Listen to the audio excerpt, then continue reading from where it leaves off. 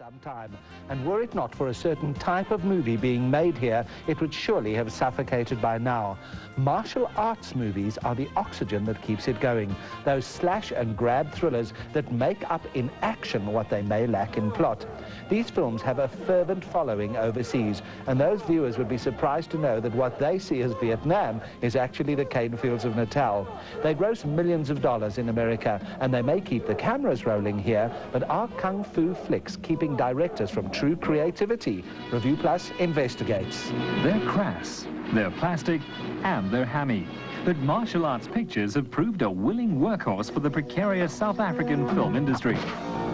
Critics loathe them, but the standard snap, crackle, and chop has survived to achieve black belt status in a video netherworld of paper actor escapism for the hyper-hormonal.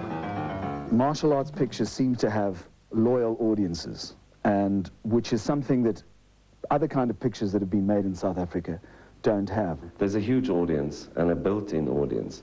They like the concept, they like the formula, and of the films that have come out of this country, whether they're good or bad, the films that have made the most money are the ninja type films. Splicing together a pinch of dopey Eastern mysticism with the icon like Bruce Lee, the martial arts movie was elevated from Far East film spectacle to Hollywood box office material in the 70s.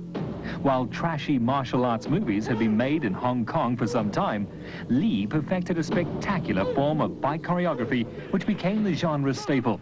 But Lee died, and karate film followers craved more. So local director Ivan Hall made Karate Olympia, a local box office flop, which did, however, succeed spectacularly in America as Kill or Be Killed. Now a much-in-demand commercials director, Ty Krieger was director of photography. Well, I was lucky that I'd been doing karate for many years before I even started on the project. So I had that background of the karate myself. But what I did was just get hold of every film I could lay my hands on that had done well in the market, in the martial arts genre, and put them on an editing table and study the fight sequences virtually frame by frame. While the plots resemble the way of empty heads more than empty hands, the Kung Buddhism and eye-popping humor in pictures made here carry enough entertainment cargo to please martial arts fans from Hong Kong to Houston. Actor Bill Flynn was surprised at his megastar status in the ghettos of Baltimore. When I was wearing this cap, which is I wear in a movie, and the little black guy, as I was walking out, looked up to me and couldn't believe his eyes, that here was the guy he'd just seen in the movie, and he called his friends, and they went, and I thought, let me get out of here now. And as I got out of the movie, I started running, and I looked back across this open field, and there were like 40 black kids running after me, and instead of having switchblades in their hands, they had autograph pencils. No wasted motion. And although Hollywood wanted to churn out a string of movies starring Bruce Lee lookalike James Ryan, the classically trained actor balked at being typecast. One-time art film director Cedric Sundström, meanwhile, was commissioned by Canon to direct the third in the American Ninja series.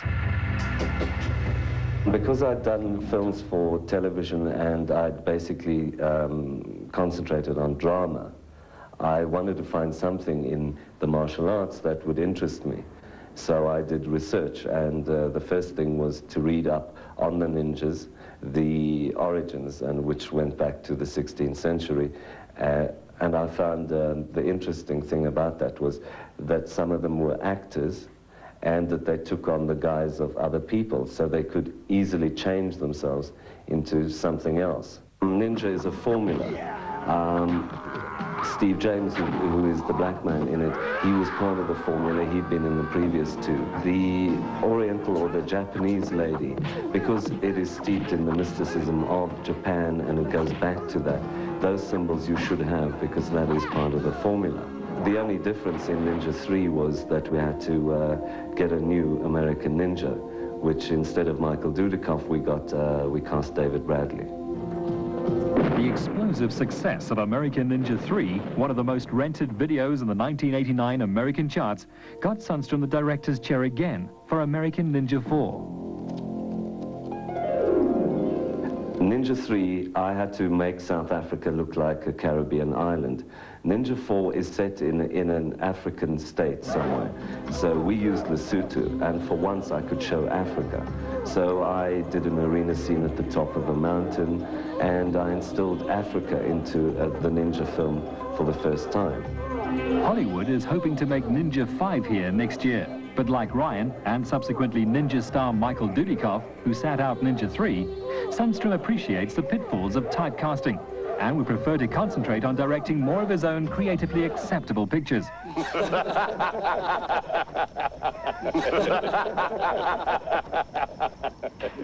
Equally ambivalent about the martial arts affair, but aware of its profits, director-producer Rob Davies, whose previous credits include Saturday Night at the Palace, recently made a chop and drop called Backlash. These grey hairs are, I think, part of the period that's gone, but I think that the actual selling of the picture, especially now that I hope when we are selling something that has got a market and has got interest, and we're already having plenty of inquiries from overseas about the picture, because I think there's a shortage of these pictures at the moment, quality pictures. I'm very excited. This is the most exciting part for me. With an abundance of exotic locations, South Africa could eventually do the same for the karate flick as Italy did for the so-called spaghetti western. But while they may be keeping the local film industry from destitution, the kung fu film may also prove to be its nemesis, a leap into the cultural abyss, receiving video dollars instead of true creative advancement.